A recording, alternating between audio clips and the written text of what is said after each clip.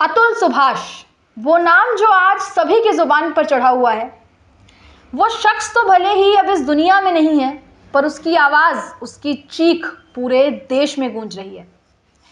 कोई हैरत के साथ तो कोई नम आंखों के साथ उसकी कहानी सुन रहा है। अतुल सुभाष ही नहीं बल्कि देश का हर व्यक्ति अब इंसाफ की गुहार कर रहा है। वही अतुल सुभाष जिसने अपनी पत्नी के उत्पीड़न और कानूनी दांवपेच से तंग आकर इस दुनिया को अलविदा कह दिया। स्थिति उसके लिए इतनी बद से बदतर हो गई जहां उसे मरना जीने से आसान लगा। और 9 दिसंबर का ही वो दिन था जब उसने जिंदगी से ऊपर मौत को चुना। लेकिन खास बात यह है कि मरने से पहले उसने इंसाफ मांगा।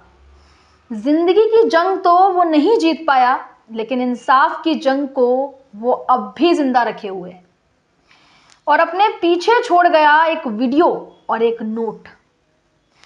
ये वही वीडियो है जिसमें उसने अपने साथ हुए जुल्मों का खुलकर जिक्र किया।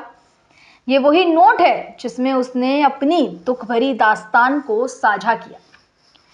अतुल सुभाष पेशे से एआई इंजीनियर, एक 34 साल का नौजवान, मरने से पहले एक 1.5 घंटे का वीडियो और पूरे 23 पेज का सुसाइड नोट छोड़कर गया है। वीडियो में उसने बताया कि किस तरह से उसके साथ अत्याचार किए गए, किस तरह से उसे मजबूर किया गया ये कदम उठाने के लिए। लेकिन अब इस कहानी में एक ऐसा मोड़ आया जिससे उसे इंसाफ मिलने की एक उम्मीद जगी है। उसकी पत्नी निकिता अब पुलिस की हिरासत में है। उसकी पत्नी निकिता को पुलिस ने गिरफ्तार कर लिया है।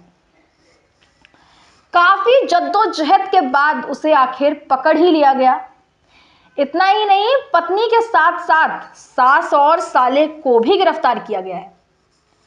अतुल ने सुसाइड से पहले इन सभी पर आत्महत्या के लिए उकसाने का गंभीर आरोप लगाया था।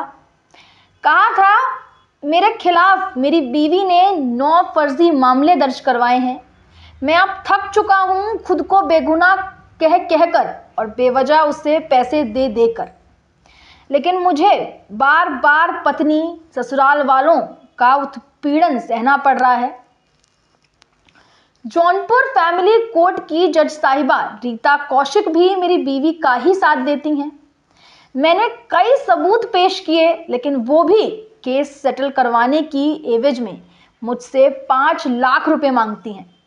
मेरी सैलरी इतनी नहीं है कि मैं बिना किसी बात के पैसे देता फिरूं। अब मैं थक चुका हूं, मैं क्या करूं।